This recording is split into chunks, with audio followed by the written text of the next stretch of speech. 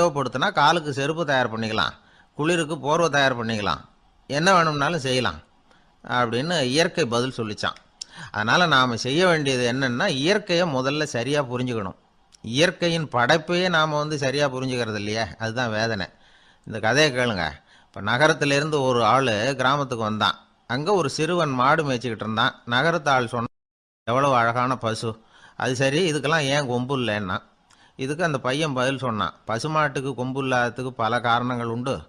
கண்ணுக்குட்டியாக இருந்தால் கொம்பு இருக்காது, பசு வளர்ந்து பெருசானதுக்கு அப்புறம் தான் கொம்பு முளைக்கும், இது ஒரு காரணம். சில சமயம் வளர்கிற கொம்பை எடுத்து விடுறது உண்டு, அது ஒரு காரணம். ஆனால் இதுக்கு ஏன் கொம்பு இல்லைன்னு கேட்குறீங்க, அதுக்கு என்ன காரணம்னா, இது பசு இல்லை குதிரை அப்படின்னானா. அங்கே ஒரு புதர் தெரியுது இல்லையா, இந்த புதருக்குள்ளே ஒரு சிங்கம் இருக்குது. அந்த பக்கமாக நான் போகிறப்போ வர்றப்போலாம் அது என்கிட்ட ஒம்பு வளர்க்குது, தகராறு செய்யுது, என் மேலே பாயுது, என்னை தாக்குது, ஏன்னு தெரியல அப்படின்னுது. இதை கேட்டதும் அந்த குரங்கு சொல்லிச்சு, இனிமேல் கவலைப்படாத, இந்த தடவை நான் உன்னை காப்பாற்றுறேன்னுது. அதுக்கப்புறம் ஒரு நாள் அந்த குரங்கும் கழுதியும் அந்த புதர் பக்கமாக போய்கிட்டு இருந்தாங்க. எதிர்பார்த்தது மாதிரியே நடந்தது. அந்த சிங்கம் எதிரில் வந்தது, கழுதியை பார்த்தது, உடனே அது மேலே பாய ஆரம்பிச்சுட்டுது. அவ்வளவுதான். உடனே இந்த குரங்கு என்ன பண்ணிச்சு தெரியுமா, கிடுகிடுன்னு ஒரு மரத்து மேலே ஏறி உட்காந்துக்கிட்டுது. அங்கே உட்காந்துக்கிட்டு கீழே அந்த கழுதியும் சிங்கமும் போடுற சண்டையை வேடிக்கை பார்க்க ஆரம்பிச்சுட்டுது. கொஞ்ச நேரம் கழித்து அடிபட்ட காயத்தோடு அந்த கழுதை மெதுவாக நடந்து வந்தது. குரங்கு மெல்ல மரத்தை விட்டு கீழே இறங்குச்சு. இப்போ கழுதை கேட்டுது, என்னை காப்பாற்றுறேன்னு சொல்லிவிட்டு காலை வாரி விட்டுட்டியே, நீ பாட்டுக்கு மரத்து மேலே ஏறி உட்காந்துக்கிட்டே, இது நியாயமானது. குரங்கு பரிதாபமாக அதை பார்த்துது. நான் மரத்து மேலே இருந்து நீங்கள் 2 பேரும் சண்டை போட்டதை பார்த்துக்கிட்டு தான் இருந்தேன். உன்னோட சத்தம் தான் அதிகமாக இருந்தது, அது நீ சிரிக்கிற மாதிரி எனக்கு கேட்டுது, அதனால் நீ தான் ஜெயிச்சுக்கிட்டு இருக்க போல இருக்கு அப்படின்னு நினச்சிவிட்டேன்னுது. இன்றைக்கி பல பேர் இப்படி தான் இருக்கிறாங்களாம். யார் ஜெயிக்கிறாங்க யார் தோக்குறாங்கங்கிறத முகத்தை பார்த்து கூட கண்டுபிடிக்க முடியறதில்ல, பேசுகிற பேச்சை வச்சு கூட கண்டுபிடிக்க முடியறதில்ல. தோற்கிறவங்க கூட சிரிக்கிற மாதிரி முகத்தை வச்சுக்கிறான். இன்றைய மனிதர்கள்கிட்ட ஏகப்பட்ட முரண்பாடுகள். பொய் முகங்களோட உலவுகிறவர்கள் தான் அதிகம். உண்மை முகம் எங்கே இருக்குது அப்படிங்கிறத புரிஞ்சுக்கிட்டு நண்பர்களை தேர்ந்தெடுக்கணும் அப்படிங்கிறது ஒரு முக்கியமான கருத்து. கடவுள் இந்த உலகத்தை படைச்சுட்டு அதுக்கப்புறமும் கொஞ்ச நாள் இங்கேயே தங்கியிருந்தாராம். அப்போ தான் அவருக்கு ஒரு உண்மை புரிஞ்சுதான், இந்த உலகத்தில் தங்கி இருக்கிறது எவ்வளவு இடைஞ்சல்னு. தினமும் மனிதர்கள் தேடி வந்து ஏதாவது புகார் சொல்லிக்கிட்டே இருந்தாங்களாம், எனக்கு அது வேணும் இது வேணும்னு கேட்டுக்கிட்டே இருந்தாங்களாம். சில பேர் வந்தாங்க, நாங்கள் விவசாயம் பண்ணுறோம், தண்ணி இல்லாமல் பயிர் காயுது, எங்களுக்கு மழை வேணும் அப்படின்னாங்க. அவங்க போனதும் அதுக்கப்புறம் சில பேர் வந்தாங்க, நாங்கள் மண்பானை செய்கிறவங்க, நிறைய பானை செஞ்சு வச்சுருக்குறோம், மழை பெஞ்சால் எல்லாம் கரைஞ்சி வீணாக போயிடும், அதனால் இன்றைக்கி மழை பெய்யக்கூடாதுன்னாங்க. கடவுள் பார்த்தார், அவருக்கு என்ன பண்ணுறதுன்னே தெரியல, ஏகப்பட்ட குழப்பம், தலையை பிச்சுக்கலாம் போல் இருந்தது, கிட்டத்தட்ட பைத்தியம் பிடிக்கிற அளவுக்கு ஆகிட்டுது. எல்லாருடைய ஆசைகளையும் அவரால் நிறைவேற்ற முடியல, ஏன்னா ஒன்றுக்கு ஒன்று முரண்பாடாக இருந்தது. ஒரு நாள் தன்னுடைய அமைச்சரவையை கூட்டி ஆலோசனை கேட்டார், என்ன செய்யலான்னு சொல்லுங்கன்னார். இது என்ன பிரமாதம், பேசாமல் இமயமலை அடிவாரத்தில் போய் உட்காந்துங்க, யாரும் தொந்தரவு பண்ண மாட்டாங்கன்னாங்க. அங்கேயும் மனிதர்கள் வர ஆரம்பிச்சுருவாங்களேன்னார் கடவுள். சரி அப்படின்னா சந்திரனில் போயிருந்துக்கலாமேன்னாங்க. அங்கேயும் மனுஷன் குடி வர போகிறான் அப்படின்னார் கடவுள். வெகு தூரத்துக்கு அப்பால் உள்ள நட்சத்திர மண்டலத்துக்கு போயிடலான்னாங்க. இதெல்லாம் நிரந்தர தீர்வாகாது, நிரந்தரமாக இந்த மனிதனுடைய தொல்லையிலேருந்து நான் விடுபடணும், அதுக்கு ஏதாவது வழி சொல்லுங்கன்னார் கடவுள். ஒரு வயசான ஆள் வந்தார், கடவுளுக்கு காதோட காதாக ஒரு வழியை சொன்னார். கடவுளுக்கு முகம் மலர்ந்தது, அதுதான் சரி, அப்படியே செஞ்சுடலான்னார். அந்த ஆள் சொன்ன ரகசியம் என்ன தெரியுமா, மனிதனால் அடைய முடியாத ஒரு இடம் இருக்குது, அது வேறு எங்கேயும் இல்லை, அவனுக்கு உள்ளே இருக்குது, அங்கே போய் மறைஞ்சிங்க, அதுக்கப்புறம் மனிதர்களால் உங்களுக்கு தொந்தரவு இருக்காதுன்னார். மனிதன் நினைக்காத இடம் அதுதான். அதாவது உள்ளுக்குள்ளே இருக்கிற உண்மையை புரிஞ்சிக்காம வெளியில் எங்கேயோ அது இருக்கிறதாக நினச்சி வரட்டிக்கிட்டு அலையிறான் மனுஷன். உள்ளே இருக்கிற உண்மை புரிஞ்சா நாம் தன்னம்பிக்கையோடு தலை நிமிர்ந்து வாழலாம். வேடிக்கையாக ஒரு கதை சொல்லுவாங்க, இதை பாருங்கள், நம்ம பையன் எங்கே பணம் வச்சாலும் எடுத்து விட்றான், என்ன பண்ணுறதுன்னாங்க அம்மா. அப்பா கொஞ்சம் நேரம் யோசனை பண்ணார், அதுக்கப்புறம் சொன்னார், அவன் கண்ணில் படாத இடமா, நம்ம வீட்டில் இருக்கிறது ஒரே இடம்தான், அங்கே பணத்தை வை திருட்டு போகாதுன்னார். அது எந்த இடம்னு கேட்டாங்க. அதுதான் அவன் பாட புஸ்தகம், அதில் வச்சிரு, அவன் தொடவே மாட்டான், பாட புத்தகத்தை தொடாமல் பரீட்சையில் வெற்றி பெற முடியாது அப்படிங்கிறத புரிஞ்சுக்கணும். உள்ளே இருக்கிற உண்மையை தொடாமல் வாழ்க்கையில் வெற்றி பெற முடியாது. அதனால் உண்மையை புரிஞ்சுக்கிட்டா வாழ்க்கையில் வெற்றி நிச்சயம். கத்தியை தீட்டாதே புத்தியை தீட்டு அப்படின்னு ஒரு பெரியவர் புத்தி சொன்னார். அதை கேட்ட ஒரு இளைஞன், அது எப்படி பெரியவரை புத்தியை தீட்டுறது, கத்தியை தீட்டுன்னு சொன்னால் ஒரு கருங்கல்லில் கத்தியை தேய்க்கலாம், புத்தியை தீட்டுன்னு சொன்னால் எப்படி தலையை கொண்டுட்டு போய் தரையில் தேய்ச்சிக்கிட்டு இருக்க முடியுமா அப்படின்னா. அந்த பெரியவர் உடனே புரிஞ்சுக்கிட்டார், இந்த இளைஞனுக்கு புத்தி கூர்மை கம்மி அப்படிங்கிறத புரிஞ்சுக்கிட்டார். அது சரி, அறிவுக்கும் புத்திசாலித்தனத்துக்கும் என்ன வித்தியாசம்? இது ஒரு முக்கியமான கேள்வி.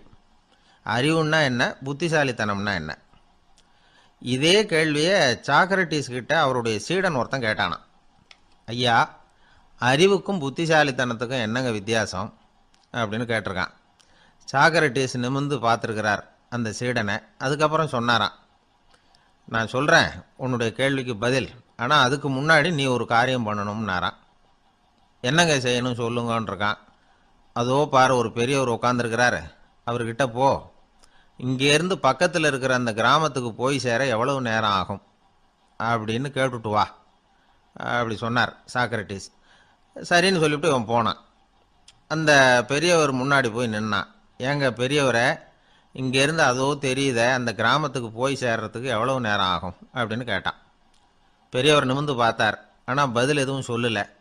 இவன் மறுபடியும் ஒரு தடவை அதே கேள்வியை அவர்கிட்ட கேட்டான். என்னங்க, நான் கேட்குறது உங்கள் காதில் விழுதா, அந்த கிராமத்துக்கு போய் சேர்றதுக்கு எவ்வளோ நேரம் ஆகும் அப்படின்னு சொல்லி மறுபடியும் கேட்டான். அப்பவும் அவர் பதில் சொல்லலை. உடனே அவன் மனசுக்குள்ளே முடிவு பண்ணிக்கிட்டான், சரி பெரியவர் ஒரு மாதிரியாக தெரிகிறார், புத்தி சுவாதீனம் சரியில்லாத ஒரு மாதிரி தெரியுது அப்படின்னு நினச்சிக்கிட்டே வந்த வழியிலே திரும்பி வந்துட்டான். கொஞ்சம் தூரம் நடந்திருப்பான். இப்போ அந்த பெரியவர் மறுபடியும் கூப்பிட்டார், இளைஞனே இப்படி வாழ்னார். இவனுக்கு ஒன்றும் புரியல. மறுபடியும் திரும்பி நடந்தான். அவர் முன்னாடி போய் நின்னான். பெரியவர் சொன்னார், தம்பி, இங்கேருந்து அந்த கிராமத்துக்கு போய் சேர்றதுக்கு 5 நிமிஷம் ஆகும் அப்படின்னார். இப்போ அந்த இளைஞன் அந்த முதியவரை ஒரு மாதிரியாக பார்க்க ஆரம்பித்தான். அதுக்கப்புறம் கொஞ்சம் யோசித்தான். பிறகு அவர்கிட்டே கேட்டுட்டான், ஏங்க பெரியவரை, இதே பதிலை அப்போவே என்கிட்ட சொல்லியிருக்கலாமே, என்னை திரும்பி போன்னு சொல்லிவிட்டு பாதி தூரம் போனதுக்கப்புறம் மறுபடியும் கூப்பிட்டு அதுக்கப்புறம் இப்படி சொல்கிறீங்களே, இது நியாயமா அப்படின்னா. பெரியவர் சிரித்தார். அதுக்கப்புறம் சொன்னார், ஏன்பா, நீ எவ்வளவு வேகமாக நடக்கிறேங்கிறத பார்க்காம நீ கிராமத்துக்கு போய் சேர வேண்டிய நேரத்தை எப்படி என்னால் சொல்ல முடியும்? அதனால தான் உன்னை கொஞ்சம் தூரம் நடக்க விட்டு உன்னுடைய நடையின் வேகம், அந்த கிராமம் இருக்கிற தூரம் ரெண்டையும் கணக்கு போட்டு அதுக்கப்புறம் நேரத்தை சொன்னேன்னார். சீடன் வந்து தலை குனிந்தான். அப்படியே திரும்பி வந்து சாக்ரட்டிஸ் முன்னாடி நின்னான். சாக்ரட்டிஸ் இப்போ சொல்கிறார், தம்பி, அதுக்கு பேர் தான் புத்திசாலித்தனம். இந்த அறிவு கூர்மை வந்து எல்லா இளைஞர்களுக்கும் வரணும் அப்படிங்கிறதுக்காகத்தான் கத்தியை தீட்டாதே புத்தியை தீட்டு அப்படின்னு பெரியவங்கள்லாம் சொல்லிகிட்டு இருக்கிறாங்க. புத்தியை தீட்டுறவங்கெல்லாம் வாழ்க்கையில் அறிவாளியாகிறாங்க, தீட்டாதவங்க கோமாளியாகிறாங்க. இதுதான் இன்றைக்கி நடக்கிறது. அதனால் அறிவு கூர்மைங்கிறது வேற. இந்த காலத்து ஆசாமி ஒருத்தர் இன்னொருத்தரை பார்த்து கேட்டார், ஏங்க, ஒரு விமானம் இங்கேருந்து புறப்பட்டு 2 மணி நேரத்தில் மதுரைக்கு போய் சேருது. நல்லா கவனிங்க, ஒரு விமானம் இங்கேருந்து புறப்பட்டு 2 மணி நேரத்தில் மதுரைக்கு போய் சேருது அப்படின்னா என்னோடய வயசு என்னன்னு கேட்டார். இவர் கேட்குறதுல ஏதாவது அர்த்தம் இருக்கா? அதாவது இங்கேருந்து புறப்பட்டு 2 மணி நேரம் ஆகுது மதுரைக்கு போகிறதுக்கு, அப்படின்னா என் வயசு என்னன்னு கேட்குறாரே. இதை கேட்ட உடனே அவர் பதில் சொன்னார், அப்படின்னா உங்களோட வயசு 20 அப்படின்னார். எப்படிங்க அவ்வளவு கரெக்டாக சொன்னீங்க அப்படின்னு கேட்டார். வேற ஒன்றும் இல்லை, எங்கள் பக்கத்து வீட்டில் ஒரு முழு பைத்தியம் இருக்குது, அதோட வயசு 40, அப்படின்னா உன் வயசு 20 தான் இருக்கணும் அப்படின்னார். அரை பைத்தியம்னு முடிவு பண்ணிக்கிட்டார். அதனால் வாழ்க்கையில் அறிவு கூர்மைங்கிறது ரொம்ப அவசியம். அந்த புத்திசாலித்தனம் இருக்கிறவங்க வாழ்க்கையில் வெற்றி பெறுவது நிச்சயம். சாலை ஓரமாக அழுதுகிட்டு உட்காந்துருந்தான். பிச்சை எடுத்து சாப்பிட்ற ஒருத்தன் அந்த பக்கமாக வந்தான். இவனை பார்த்தான். ஏன் அழுதுகிட்டு உட்காந்துருக்கிற, என்னாச்சு உனக்கு அப்படின்னு கேட்டான். அதுக்கு இவன் சொன்னான், என்கிட்ட ஒன்றுமே இல்லை, நான் இந்த உலகத்தில் இருந்து என்ன பிரயோஜனம், அதனால தான் அழுதுகிட்டு இருக்கிறேன் அப்படின்னா. உன்கிட்ட மறைஞ்சிருக்கிற புதையல் என் கண்ணுக்கு நல்லா தெரியுது, அது உனக்கு புரியல, அதனால தான் அழுதுகிட்டு இருக்கிற அப்படின்னா. என்னது, புதையல் இருக்குதா, உன் கண்ணுக்கு தெரியுதா அப்படின்னு கேட்டான். ஆமாம், எனக்கு தெரியுது, அந்த புதையலை நீ விற்கிறதுக்கு தயாராக இருக்கிறியா அப்படின்னு கேட்டான் இவன். இதை கேட்டதும் அந்த இளைஞனுக்கு ரொம்ப ஆச்சரியமாக போச்சு. என்னது இப்படி கேட்குறானே அப்படின்னு. என்கிட்ட ஒரு காசு கூட இல்லையே, அப்படி இருக்கிறப்போ புதையல் எங்கேருந்து வந்தது அப்படின்னா. இந்த நேரத்தில் அந்த பிச்சைக்காரன் சிரித்தான். இப்படி தான் இந்த உலகத்தில் எல்லாரும் சொல்லிகிட்டு இருக்கிறாங்க, என்கிட்ட ஒன்றுமே இல்லை ஒன்றுமே இல்லைன்னு சொல்லி. ஆனால் அவங்கக்கிட்ட தான் புதையல் இருக்குது. நீ வேணும்னா என் கூட வா, நம்ம நாட்டு அரசர்கிட்ட போவோம். உங்ககிட்ட இருக்கிற புதையலை அவர் நல்ல விலைக்கு எடுத்துக்குவார் அப்படின்னா. அது எப்படி உனக்கு தெரியும்னா, இதுக்கு முன்னாடியும் இது மாதிரி பல பேரை நான் வந்து ராஜா கிட்ட அழைச்சிட்டு போயிருக்கிறேன். அதனால தான் உன்னை பார்த்தேன், உன்னையும் கூப்பிடுறேன். நீ சரின்னு சொன்னால் உன்னை அழைச்சிட்டு போகிறேன். உங்ககிட்ட இருக்கிற புதையலை அவர் நல்ல விலை கொடுத்து எடுத்துக்குவார் அப்படின்னு சொன்னான். இவன் இப்படி சொல்கிறதும் அந்த இளைஞனுக்கு ஒன்றுமே புரியல. இது என்னது இந்த ஆள் இப்படி சொல்லிகிட்டு இருக்கிறான், நம்மக்கிட்ட என்ன இருக்குது, அதுவும் இல்லாமல் இவனே பிச்சை எடுத்து சாப்பிட்டுக்கிட்டு இருக்கிறான், இவன் போய் நம்மளை ராஜா கிட்ட அழைச்சிட்டு போகிறதா போகிறேங்கிறானே என்ன அப்படின்னு சொல்லி அவன் யோசனை பண்ணான். என்ன யோசிக்கிற, உனக்கு பணம் வேணும்னா என்னோட வா அப்படின்னா. இளைஞன் ஒரு முடிவுக்கு வந்தான். சரி, இங்கேயே உட்காந்துக்கிட்டு இருக்கிறத விட அங்கேயாவது போய் பார்ப்போமே, இங்கே அழுதுட்டு உட்காந்துருக்கிறதுல என்ன பிரயோஜனம், ஏதோ கூப்பிட்றான் போய் பார்த்துட்டு வருவோமே அப்படின்னு சொல்லி அவன் கூட புறப்பட்டான். பிச்சைக்காரன் முன்னாடி போயிட்டே இருக்கிறான், இந்த இளைஞன் பின்னாடி நடந்து போயிட்டுருக்கான். ரெண்டு பேரும் அரண்மனையை நோக்கி போகிறாங்க. பாதி வழி போயிருப்பாங்க. வழியில் அந்த பிச்சைக்காரன் சொன்னான், இதை பாரு, முன்னாடியே சில விஷயங்களை நாம் பேசிக்க வேண்டியிருக்கு. சரியாக தெளிவாக முடிவு எடுத்துக்கிட்டு அதுக்கப்புறம் ராஜாக்கிட்ட போகணும். ஏன்னா அங்கே போய் அது முடியாது இது முடியாதுன்னு நாம் நமக்குள்ளே சண்டை போட்டுக்கிட்டு இருக்க முடியாது. ராஜாவுக்கு விலையை பற்றி கவலையே இல்லை, எவ்வளவு சொன்னாலும் நமக்கு பணம் கிடச்சிரும். ஆனால் அதுக்கப்புறம் நான் இதை விற்கிறதுக்கு தயாராக இல்லைன்னு சொல்லிடக்கூடாது. அதனால் வந்து புதையலை விற்கிறதா இல்லையாங்கிறத இங்கேயே தெளிவாக முடிவு செஞ்சுக்கணும். இல்லைன்னா ராஜா கிட்ட போய் அங்கே போய் குழப்பிகிட்டு இருக்க முடியாது அப்படின்னு சொன்னான். இளைஞனுக்கு ஒன்றுமே புரியல. என்ன சொல்கிற நீ, என்கிட்டயா புதையலா, எங்கே இருக்குது அப்படின்னு சொல்லி குழம்பி போனான். இப்போ அந்த பிச்சைக்காரன் சொன்னான், இதை பாரு, இப்போ உதாரணத்துக்கு உன்னுடைய கண்களை எடுத்துக்கோ, அதுக்கு நீ என்ன விலை கேட்டுற போகிற. நான் வந்து அதுக்கு ராஜா கிட்டே இருந்து ஒரு 50,000 ரூபா வாங்கி தர முடியும். உன்னுடைய இருதயத்தை கொடுக்குறியா, 20 லட்சம் ரூபா வாங்கி தரேன். மூளையை கொடுக்குறியா, 30 லட்சம் வாங்கி தரேன். என்ன சொல்கிற அப்படின்னு சொல்லி இந்த பிச்சைக்காரன் பேசிக்கிட்டே போகிறான். இளைஞனுக்கு கோபம் வந்துட்டுது. என்ன உளர்ற, உனக்கு என்ன பைத்தியமா, கண்ணையும் மூளையையும் இருதயத்தையுமா விற்பாங்க, என்ன விலை கொடுத்தாலும் அதையெல்லாம் நான் விற்கிறதுக்கு தயாராக இல்லை, நான் விற்க மாட்டேன், அதை கொடுத்துட்டு நான் என்ன பண்ணுறது, இப்படி நான் மட்டும் இல்லை யாருமே இதை விற்கிறதுக்கு தயாராக இருக்க மாட்டாங்க அப்படின்னு சொன்னான் அந்த இளைஞன். இவன் இப்படி சொன்னதும் அந்த பிச்சைக்காரன் வாய் விட்டு சிரிக்க ஆரம்பிச்சுட்டான். இப்போ பைத்தியமானது நானா நீயா, லட்சக்கணக்கான கோடிக்கணக்கான ரூபாய் பொறுமானம் உள்ள பொருள்களை உங்ககிட்டயே வச்சுக்கிட்டு விற்க முடியாதுன்னு சொல்கிற நீ தான் ஏழை, என்கிட்ட ஒன்றுமே இல்லைன்னு மரத்தடியில் உட்காந்து அழுதுகிட்டு இருக்கிறியே அப்படின்னு சொன்னான். இன்றைக்கி பார்த்திங்கன்னா பல பேர் தன்கிட்ட புதைஞ்சிருக்கிற ஆற்றலை புரிஞ்சிக்க முடியாமல் அவதிப்பட்டுக்கிட்டு இருக்கிறாங்க. நம்மக்கிட்ட என்ன இருக்குங்கிறது அவங்களுக்கு தெரியறதில்ல. அதனால தான் என்கிட்ட ஒன்றுமே இல்லைன்னு சொல்லி அழுதுகிட்டு இருக்கிறாங்க. இதை விளங்க வைக்கிறதுக்கு பெரியவங்க சொல்கிற கதை இது. நம்மக்கிட்ட இருக்கிற புதையலை நாம் தான் தோண்டி எடுக்கணும். உண்மையான புதையலுங்கிறது உள்ளே இருக்குது, ஆனால் அதை வெளியில் தேடுற ஆசாமிகள் தான் அதிகம். சராசரி மனித இயல்பு அப்படி. நம்மக்கிட்ட விலை மதிக்க முடியாத பகுத்தறிவு இருக்குது, அதை வச்சுக்கிட்டு வாழ்க்கையில் முன்னேறத்துக்கு முயற்சி பண்ணணும். என்கிட்ட ஒன்றுமே இல்லைன்னு நினச்சி ஓரமாக உட்காந்துடக்கூடாது. முயற்சி செஞ்சால் முடியாத காரியம் எதுவுமே இல்லை. ஒரு ரயில்வே ஸ்டேஷன் பக்கம் வெளியில் ஒரு டாக்ஸி நின்றுக்கிட்டு இருந்தது. அந்த பக்கமாக வந்த ஒருத்தர் டாக்ஸி டிரைவரை பார்த்து சொன்னார், ஐயா, உங்கள் வண்டியில் பின் சீட்டில் ஒரு மணி பர்ஸு கிடக்கு, யாரோ மறந்து விட்டுட்டு போயிருக்கிறாங்க அப்படின்னார். இல்லை இல்லை, அது காலி பர்ஸு தான், நான் தான் அதை அங்கே போட்டு வச்சுருக்கிறேன்னார் டிரைவர். ஏன்னு கேட்டார் அவர். இதுக்கு டிரைவர் சொன்னார், அதை பார்க்குற யாராவது அதை எடுத்துக்கலாம்ங்கிற ஆசையிலையாவது சவாரிக்கு வருவாங்க, அதுக்காக தான் போட்டு வச்சுருக்கிறேன் அப்படின்னார். ஒரு நண்பர் அவசரமாக என்கிட்ட ஓடி வந்தார். அப்புறம் சொன்னார், என்னால் நம்பவே முடியல சார், என் பையனா இப்படி அப்படின்னு சொல்லி ஆச்சரியப்பட்டார். உங்கள் பையன் அப்படி என்ன தான் செஞ்சுட்டான்னு கேட்டேன். என்னால் முடியாத ஒரு காரியத்தை அவன் சுலபமாக செஞ்சுட்டான் சார் அப்படின்னார். அது என்ன, உங்களால் முடியாத காரியத்தை அவன் செஞ்சுட்டாங்கிறீங்க, அது என்ன காரியம்னு தான் சொல்லுங்களேன். என்ன, 5ஆம் வகுப்பில் அவன் ஒரே தடவையில் பாஸ் ஆகிட்டான் சார், அதாவது ஒரே அட்டம்ப்டில் பாஸ் ஆகிருக்கிறான் அப்படின்னார் மூச்சு வாங்க. கஷ்டப்பட்டு பரீட்சை எழுதினவன் அவன், இவருக்கு மூச்சு வாங்குது. நம்மால செய்ய முடியாத ஒரு காரியத்தை இன்னொருத்தர் செய்யும்போது அது நமக்கு ஆச்சரியமா தெரியுது. இப்போ சர்க்கஸ் பார்க்குறோம், அங்கே ஒருத்தர் அந்த இடத்துல தொங்குறார். அதை பார்க்குறப்போ அது நமக்கு ஆச்சரியமாக தெரியுது.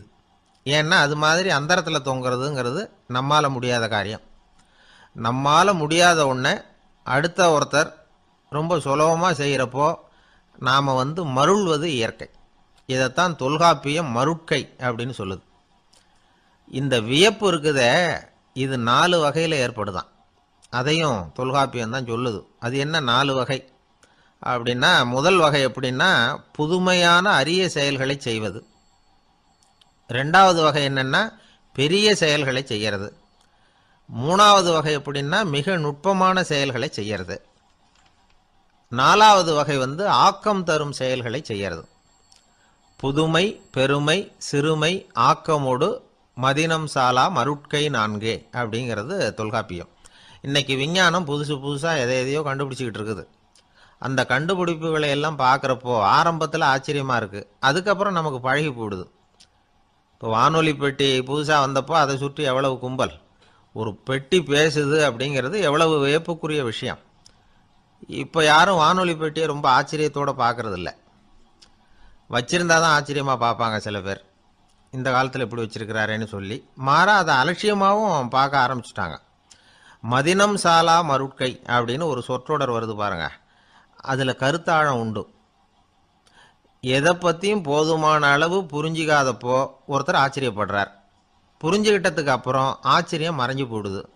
மிக நுட்பமான செயல்களும் நம்மளை ஆச்சரியப்பட வைக்குது. ஒரு அரிசியில் ஒரு திருக்குறள் எழுதி காட்டுறாங்க, ஒரு முட்டை ஓட்டுக்குள்ளே ஓவியம் தீட்டி காட்டுறாங்க. கருங்கல் சிற்பங்களில் எவ்வளவு நுட்பமான வேலைப்பாடுகள், அதையெல்லாம் பார்த்து ஆச்சரியப்படுறோம். இது மாதிரியே ஆக்கப்பூர்வமான செயல்களும் நம்மளை வியப்பில் ஆழ்த்தும். குப்பை கூலங்களை கூட வாழ்க்கைக்கு பயன்படுகிற பொருளாக மாற்றுகிறவர்கள் இருக்கிறாங்க. அவங்களுடைய செயல் நமக்கு ஆச்சரியத்தை தருது. இடைக்காட்டு சித்தர்னு ஒருத்தர் இருந்தார். அவர் பாடிய மூவடி 30ங்கிற நூலில் ஒரு பாட்டு வருது. ஆற்றல் பிறர் அறிதலின் ஆகம் கிளர்வு உறுதலின் கற்று அறிபாணர் கெழுமிய கோடலின் தோற்றம் உருகவே போற்றல் சால் வியப்பே. ஒருத்தருடைய ஆற்றல் தெரியாமல் இருந்தது, அவருடைய அரிய செயல்களை பார்க்கும் பொழுது வியப்பாக இருந்தது, மனசுக்குள்ள கிளர்ச்சி. பாவலர்கள் இவர்கள் புகழப்பாடி மற்றவர்களும் தெரிந்து கொள்ளுமாறு செய்கிறார்கள். ஆக எல்லா வகையிலையுமே மக்கள் தங்களுடைய வாழ்க்கையில் முன்னேறுவதற்கு வழிகாட்டுகிற ஒரு மெய்ப்பாடு தான் வியப்புங்கிறது. இன்னைக்கு இளைஞர்கள் இதை நல்லா புரிஞ்சுக்கணும். ஆச்சரியப்படுங்கள், ஆச்சரியப்பட வைப்பீர்கள். இந்த காலத்தில் நம்ம எப்படியெல்லாமோ ஆச்சரியப்பட வைக்கிற அதிசய மனிதர்கள் இருக்கிறாங்க. ஒரு ஆளை பிடிச்சி ஜெயிலுக்கு கொண்டுகிட்டு வந்தாங்க. சிறை அதிகாரி அவனை ரொம்பவும் ஆச்சரியமாக பார்த்தார். இவன் கேட்டான், ஏன் சார் அப்படி பார்க்குறீங்க, நான் இப்போ இங்கே வந்தது உங்களுக்கு ஆச்சரியமாக இருக்கா அப்படின்னு கேட்டான். இதுக்கு சிறை அதிகாரி சொன்னார், நீ இப்போ இங்கே வந்ததில் எனக்கு ஒன்றும் ஆச்சரியம் இல்லைப்பா, ஏற்கனவே நீ இங்கேருந்து விடுதலை ஆகி போய் 6 மாதம் ஆச்சு, இவ்வளவு லேட்டாக திரும்பி வர்றியா, அதுதான் எனக்கு ஆச்சரியம் அப்படின்னாராம். இது ஒரு வகையான ஆச்சரியம். ஆனால் வாழ்க்கையில் வியப்புங்கிறது ஒரு தேவைப்படுகிற மெய்ப்பாடு. ஆச்சரியப்படுவோம், ஆச்சரியப்பட வைப்போம். அப்படி இந்த உண்மையை புரிந்து கொண்டோம்னா நம்ம வாழ்க்கையில் வெற்றி நிச்சயம். ஒரு சின்ன பையன் என்னை தேடிட்டு ஓடி வந்தான். ஒரு கதை சொல்லுங்கன்னா, சொந்தமாக எதுவும் தெரியாதேன்னு. உங்களுக்கு சொந்தமாக எதுவும் தெரியாதுன்னு எனக்கும் தெரியும் அப்படின்னா. இந்த பையன் அடிக்கடி என்கிட்ட கதை கேட்குறவன், அதனால் என்னோட ரகசியம்லாம் அவனுக்கு அத்துப்படி. அதனால தான் அவ்வளவு தெளிவாக அடித்து விட்றான். சரி, இப்போ என்ன செய்யலாம்னு. பழைய கதை ஏதாவது ஒன்று சொல்லுங்களேன்னா. உனக்கு கிருஷ்ணதேவராயரை தெரியுமான்னு. அவர்கிட்ட நேரில் பழக்கம் இல்லை, ஆனால் அவரை பற்றி புஸ்தகத்தில் படிச்சிருக்கேன்னா. சரி, இவங்கிட்ட மேற்கொண்டு பேச்சு கொடுத்தா நம்மளை ஒரு மாதிரி ஆக்கி விடுவான் அப்படிங்கிறத யூகம் பண்ணிக்கிட்டு அவனை உட்கார வச்சு கடைசி வரைக்கும் குறுக்க பேசக்கூடாது அப்படின்னு ஒரு கண்டிஷனையும் போட்டுட்டு அந்த கதையை சொன்னேன். ஒரு சமயம் கிருஷ்ணதேவராயர் சமஸ்தானத்துக்கு ஒரு பெரிய வித்வான் சேர்ந்தாராம். என்னோட போட்டி போடுறதுக்கு இந்த ஊரில் யாராவது இருக்கீங்களா அப்படின்னு சவால் விட்டாராம். அந்த ஊரில் இருந்த பெரிய பெரிய வித்வான்லாம் இது ஏதுனா வம்பா போச்சுன்னு நினைக்க ஆரம்பிச்சிட்டாங்க. யாரும் அந்த ஆளோட போட்டி போடுறதுக்கு தயாராக இல்லை. எல்லாரும் நடுங்கிக்கிட்டு இருக்கிறாங்க. அந்த நேரத்தில் ஒருத்தன் மட்டும் தைரியமாக முன்னுக்கு வந்தான். அது யாருன்னா தெனாலிராமன். அந்த சமஸ்தானத்தில் விகட கவி அவன். என்ன அனுப்புங்க போட்டிக்கு, நான் ஜெயிச்சு காட்டுறேன்னா. உனக்கு அவ்வளவு தைரியம் இருக்குதா அப்படின்னு கேட்டாங்க. தைரியம் மட்டும்தான் என்கிட்ட இருக்குது, ஆனால் தைரியம் இருந்தால் அதிர்ஷ்டம் தேடிட்டு வருங்கிறது எனக்கு தெரியும் அப்படின்னா. அடுத்த நாள் போட்டி ஆரம்பமாச்சு. அந்த பெரிய வித்வான் வந்து நின்னார். தென்னாலிராமன் எதிரில் வந்து நின்னான். அந்த வித்வான் ஒரு விரலை காட்டினார். தென்னாலிராமன் பதிலுக்கு 2 விரலை காட்டினான். வித்வான் 3 விரலை காட்டினார். இவன் உடனே 4 விரலை காட்டினான். உடனே 5 விரலை காட்டினார் அவர். தென்னாலிராமன் உடனே தன்னுடைய கை முஷ்டியை காட்டினான், கையை மூடி காட்டினான். அவ்வளோதான். அந்த பெரிய வித்வான் கிருஷ்ணதேவராயர் காலில் விழுந்தார். நான் தோத்துட்டேன், என் தோல்வியை ஒத்துக்கிறேன் அப்படின்னு சொல்லிவிட்டார்.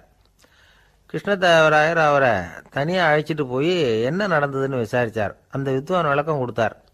ஆண்டவன் ஒருவன் தான் உண்டுங்கிறத விளக்கறதுக்காக நான் ஒரு விரலை காட்டினேன். அப்படி இல்லை, சக்தியை சேர்த்தா சக்தி சிவன் 2 பேர் உண்டுன்னு உங்கள் வித்வான் 2 விரலை காட்டினார்.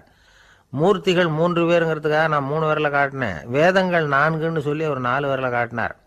பஞ்சபூதங்கள் 5ன்னு நான் 5 விரலை காட்டினேன். அதையெல்லாம் அடக்கி ஆளணும்னு சொல்லி அவர் கையை மூடி உறுதியாக காட்டினார். அடடா, உங்கள் வித்வானுக்கு எப்பேற்பட்ட அறிவு! அவர் தான் ஜெயிச்சார், நான் தோத்துட்டேன் அப்படின்னார் அவர். அப்படி சொல்லிவிட்டு அவர் போயிட்டார். அதுக்கப்புறம் தெனாலிராமனை கூப்பிட்டு என்னப்பா நடந்தது அப்படின்னு கேட்டாராம். அதுக்கு தெனாலிராமன் விளக்கம் கொடுத்துருக்குறான். அவன் முதல்ல என்னை கொன்னுடுவேன்னு அந்த வித்வான் ஒரு விரலை காட்டினான். உடனே ஒரு 2 கண்ணையும் தோண்டி போடுவேங்கிறதுக்காக நான் 2 விரலை காட்டினேன். உனக்கு நாமம் போட்டுருவேன்னு சொல்லி 3 விரலை காட்டினான். அதை அழிச்சிருவேன்னு 4 விரலை காட்டினேன். உன்னை அரைஞ்சிருவேன்னு அவன் 5 விரலை காட்டினான். நான் உங்களை குத்தி போடுவேன்னு சொல்லி கையை மூடி காட்டினேன் அப்படின்னா. இப்போ பாருங்க, ஜெயிச்சது யார்?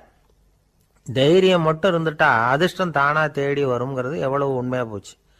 அதனால் நாம் எப்பவும் தைரியமாக இருக்கணும்னு சொல்லிவிட்டு என் எதிரில் கதை கேட்டுட்டு உட்காந்துருந்த சின்ன பையனை பார்த்தேன்.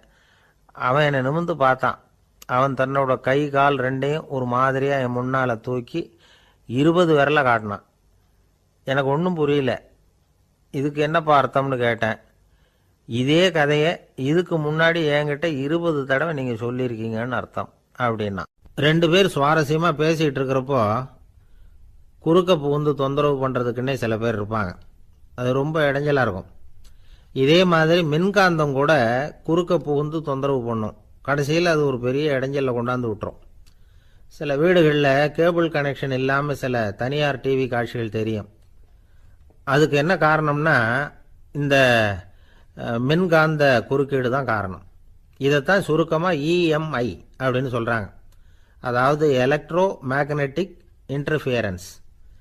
இது ஏற்படக்கூடிய இடங்கள் எது எதுன்னு எடுத்துக்கிட்டால் அது ஒரு பெரிய பட்டியலாகவே போயிடும்.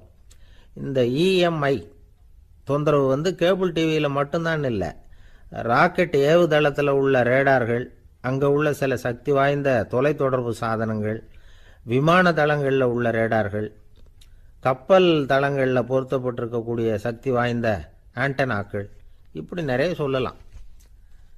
காவல் நிலையங்களில் பயன்படுத்தப்படுகிற வயர்லெஸ் தொடர்பு சாதனங்கள் கூட ஓரளவுக்கு இந்த மின்காந்த அலைகளை வந்து வெளியிடும். நம்ம வீட்டில் உட்காந்துக்கிட்டு ரேடியோ கேட்டுக்கிட்டு இருப்போம் அல்லது டிவி பார்த்துக்கிட்டு இருப்போம்.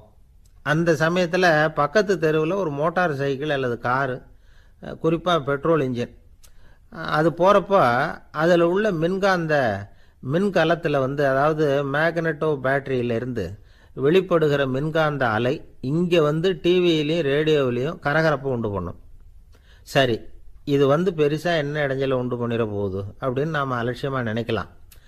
வயசானவங்களுக்கு மறதி நோயின்னு ஒன்று வரும்ல, அல்ஷமீர், அதாவது மூளையில் உள்ள செல்கள் வந்து செயலிழந்து போயிடுறது. அது செய்ய வேண்டிய வேலையை மறந்துடும். மனைவியே எதிரில் வந்து நின்னா கூட உன்னை எங்கேயோ பார்த்தது மாதிரி தெரியுதே அப்படின்னு சொல்லிட்டு இருப்பாங்க. அப்படி ஒரு மறதி. இந்த விசித்திரமான நோய்க்கு இதுவரைக்கும் மருந்தே இல்லைன்னு வேற சொல்கிறாங்க. இந்த மைக்ரோ ஓவன் அப்படின்னு சொல்லக்கூடிய சமையல் அடுப்புகள் கூட மின்காந்த அலைகளை வந்து வெளியிடுது. சமயத்தில் சில தொழிற்சாலைகளில் கூட பெரிய விபத்துக்களை இந்த இஎம்ஐ உண்டு பண்ணிவிடும். இதை பற்றி தீவிரமாக சிந்திக்க ஆரம்பித்ததே ஒரு விபத்துக்கு பிறகு தான். அமெரிக்காவுக்கும் வியட்நாமுக்கும் இடையில் போர் நடந்ததே, அந்த சமயம் அமெரிக்காவுக்கு சொந்தமான விமானம் தாங்கி கப்பல் ஒன்று வியட்நாமை தாக்கிறதுக்கு தயாராக ஏவுகணைகளோட கடலில் நிறுத்தி வைக்கப்பட்டிருந்தது. தற்செயலாக அந்த பகுதியில் கப்பல் தொலைத்தொடர்பு பகுதிக்கு அருகில் ஊடுருவிய இந்த சக்தி வாய்ந்த ரேடியோ அலைகள் ஏவுகணையில் இருந்த மின்னணு சர்க்கியூட்டை பூர்த்தி செஞ்சு வச்சுட்டுது. அவ்வளவுதான், ஏவுகணை அங்கேயே வெடித்து சிதறி போச்சு. 130 பேர் அந்த இடத்துலையே உடல் கருகி செத்து போட்டாங்க. ஏகப்பட்ட பொருள்கள் நாசம். இந்த விபத்துக்கான காரணம் என்னங்கிறத உடனடியாக யாராலையும் கண்டுபிடிக்க முடியல. ரொம்பவும் கடுமையாக முயற்சி பண்ணி கடைசியாக கண்டுபிடிச்சாங்க. இது இந்த இஎம்ஐ வேலை தான் அப்படின்னு. மின்னணு தொலைபேசிகள் இருக்க, இதில் பேசும்பொழுது நம்ம காதை அதாவது செவியை ஊடுருவக்கூடிய மின்காந்த அலையானது மூளைக்கு போய் அங்கே மூளை கட்டிகளை உருவாக்க ஊக்கம் கொடுக்குது அப்படின்னு வேற கண்டுபிடிச்சிருக்கிறாங்க. இந்த இஎம்ஐ ரொம்ப குறைஞ்ச மின்காந்த அழுத்தத்தில் நமக்கு எந்த பாதிப்பையும் ஏற்படுத்துறதில்லை. மின்காந்த அலைகள் அழுத்தத்தோடு இருக்கிற இடங்களில் ரொம்ப நேரம் இருந்தோம்னா நம்ம உடம்பின் வெப்பநிலை 2 டிகிரி செல்சியஸ் வரைக்கும் அதிகரிக்குதாம். அதனால் வெப்பநிலையை சீராக்கிறதுக்கு இதய துடிப்பும் அதிகரிக்குது. இப்படிலாம் கண்டுபிடிச்சிருக்கிறாங்க. இப்போல்லாம் இந்த மின்காந்த குறுக்கீடுகளை தடுக்கிறது எப்படி அப்படின்னு விஞ்ஞானிகள் யோசனை செய்ய ஆரம்பிச்சிருக்கிறாங்க. இந்த விஷயத்தில் அலட்சியமாக இருந்தோம்னா எதிர்காலத்தில் நிறைய பேருக்கு இந்த ஞாபக மறதி நோய் வந்துடும். அப்புறம் அது ரொம்ப கஷ்டமாக போயிடும். ஒரு குடும்ப தலைவர் தன் மனைவியை பார்த்து, யார் நீ, உன்னை எங்கேயோ பார்த்தது மாதிரி இருக்குதே அப்படின்னு சொல்லிக்கிட்டு இருந்தார். உடனடியாக அவரை போய் பார்த்தேன். வாங்க டாக்டர்கிட்ட போகலாம் அப்படின்னு. அவர் என்னை தனியாக அழைச்சிட்டு போய் காதோட காதாக மெதுவாக சொல்கிறார், இதை பார்ப்பா, என் கையில் பணம் இல்லாத போகலாம், அப்படி மறதி நோய் வந்துட்டது மாதிரி நடிச்சுக்கிட்டு இருப்பேன், அவ்வளவுதான், அதை நீ கண்டுக்காத அப்படின்னார். ஒருத்தர் வேகமாக நடந்து போகிறார். கடத்தெருவில் ஒரு ஸ்வீட்டு கடையை பார்க்குறார். உடனே சடன் பிரேக் போட்டது மாதிரி நிற்கிறார். ஒரு ஸ்வீட் வாங்கி சாப்பிட்லாமேன்னு மனசு சொல்லுது. டாக்டர் வேணாம்னு சொல்லியிருக்கிறார், உடம்புக்கு ஒத்துக்காது, அதனால் அது வேணாம்னு சொல்லுது அறிவு. இவர் மனசு சொல்கிறத கேட்கல, அறிவு சொல்கிறபடி கேட்குறார். அதனால் மறுபடியும் வேகமாக அங்கேருந்து நடந்து போயிடுறார். அவர் நல்ல மனுஷன். மனுஷனுக்கு அறிவும் இருக்குது, உணர்ச்சியும் இருக்குது. எதுக்கு எடுத்தாலும் உணர்ச்சி வசப்பட்டுக்கிட்டு இருக்கக்கூடாது. அறிவு வசத்தில் நாம் இருக்கணும். அப்போ தான் நாம் நல்லபடியாக வாழ முடியும். இல்லைன்னா அவஸ்தை தான். மகாபாரதத்தில் சந்தனுன்னு சொல்லி ஒரு அரசன் வர்றான். அவன் ஒரு சமயம் அறிவு வசப்படாமல் உணர்ச்சி வசப்படுறான். அதாவது ஒரு நாள் கங்கை கரையில் ஒரு அழகான பொண்ணை பார்க்குறான். இவனுடைய மனசு அவகிட்ட போயிடுது. அவளை கல்யாணம் பண்ணிக்கிறதுக்கு ஆசைப்படுறான். அந்த பொண்ணு சரின்னு சம்மதிக்கிறா. ஆனால் ஒரு நிபந்தனை போடுறா. அந்த நிபந்தனைக்கு சம்மதம்னு சொன்னாதான் உன்னை கல்யாணம் பண்ணிக்குவேன்னு சொல்கிறா. சரி, அவள் போட்ட நிபந்தனை என்ன தெரியுமா? இது மாதிரி, நான் உங்கள் மனசு புண்படுற மாதிரி எந்த காரியம் பண்ணாலும் நீங்கள் என்னை ஏன்னு கேட்கக்கூடாது, நான் செய்கிற காரியத்தை தடுக்கவும் கூடாது. அப்படி நீங்கள் செஞ்சால் அடுத்த கணமே நான் உங்களை பிரிஞ்சு போயிடுவேன். இதுதான் அந்த பொண்ணு போட்ட நிபந்தனை. சந்தன அரசன் இந்த நிபந்தனையை ஒத்துக்கலாமா? இதை அறிவுபூர்வமாக யோசிச்சிருந்தா இதுக்கு கட்டுப்பட்டுருக்க மாட்டான். இந்த நிபந்தனைக்கு நான் சம்மதிக்க மாட்டேன்னு தான் சொல்லியிருக்கணும். ஆனால் அவன் அந்த நேரத்தில் உணர்ச்சி வசத்தில் இருந்தான். அதனால் நீ என்ன சொன்னாலும் சரின்னு ஒத்துக்கிட்டான். அவளை கல்யாணம் பண்ணிக்கிட்டான். இதனால் என்ன ஆச்சு? 7 பச்சை இளம் குழந்தைகளை பிறந்த உடனே அவள் கங்கையில் தூக்கி எறிஞ்சி கொல்லக்கூடிய கோர காட்சியை இவன் ஒன்று பின்னாடி ஒன்றா பார்க்க வேண்டியதாக போச்சு. கடைசியில் 8வது குழந்தை பிறந்ததுன்னு தான் அவனுடைய அறிவு மேலோங்குது. அந்த கொடிய செயலை தடுத்து நிறுத்துறான். அந்த 8வது குழந்தை தான் பின்னாடி பீஷ்மர் ஆகிறார். ஒரு பக்தி பிரசங்கத்தில் ஒரு பேச்சாளர் இந்த விஷயத்தை சொல்லிவிட்டு இன்னொரு விஷயமும் சொன்னார். அது என்னன்னா, சந்தனு மன்னன் அறிவுக்கும் உணர்ச்சிக்கும் நடுவில் அகப்பட்டு தவிச்சதுனால அவன் வம்சத்தில் வந்த கௌரவர்கள் உணர்ச்சி வசப்பட்டாங்க, பாண்டவர்கள் அறிவு வசப்பட்டாங்க அப்படின்னு சொன்னார். மனுஷனுக்கு உணர்ச்சியை விட அறிவு மேலோங்கி இருக்கணுங்கிறது சரிதான். ஆனால் அந்த அறிவை எப்படி உபயோகப்படுத்துகிறோங்கிறது முக்கியம். ஒருத்தர் சொன்னார், சார், இன்னைக்கு கோயம்புத்தூரில் ஒரு கல்யாணம், அதுக்கு நான் போக முடியலேன்னு நினைக்கும் பொழுது மனசுக்கு ரொம்ப வருத்தமாக இருக்குது சார் அப்படின்னார். ரொம்ப உணர்ச்சி வசப்பட்டார். அதுக்காக கவலைப்படாதீங்க சார், ஒரு வாழ்த்து தந்தி கொடுத்துருங்களேன் அப்படின்னார் இன்னொருத்தர். அது எப்படி சார் முடியும்னார் அவர். நான் தானே சார் கல்யாண மாப்பிள்ளை அப்படிங்கிறார் அந்த ஆள். ஒரு ஆளை அடையாளம் கண்டுபிடிக்கணும்னா அதுக்கு சுலபமான வழி என்ன? முகத்தை பார்த்து கண்டுபிடிக்கிறது தான். ஆனால் மனுஷன் தப்பு பண்ண ஆரம்பிக்கும் பொழுது அவனை கண்டுபிடிக்கிறதுக்கு வேறு வழிகளை தான் கையாள வேண்டியிருக்கு. கைரேகை அதுக்கு ரொம்ப உபயோகப்படுது. கைரேகைகள் ஒருத்தருக்கு இருக்கிறது மாதிரி இன்னொருத்தருக்கு இருக்கிறது இல்லை. பல் வரிசையும் அப்படி தான். ஏமாத்துறவங்க அதிகமாக போனால் இருக்கிறவங்க எச்சரிக்கையாக இருக்க வேண்டியிருக்குது. பயோமெட்ரிக்ஸ் அப்படிங்கிறது ஒரு பெரிய தொழில்நுட்பம். இதை உபயோகப்படுத்தி சில பாதுகாப்பு உத்திகளை எல்லாம் உருவாக்கி இருக்கிறாங்க அமெரிக்காவில். வீட்டுக்கு சொந்தக்காரர் குரல் கொடுத்தா கதவு திறக்கும், அல்லது அவர் கை வச்சா கதவு திறக்கும். மற்றவங்க யார் என்ன பண்ணாலும் கதவு திறக்காது. இது ஒரு முறை.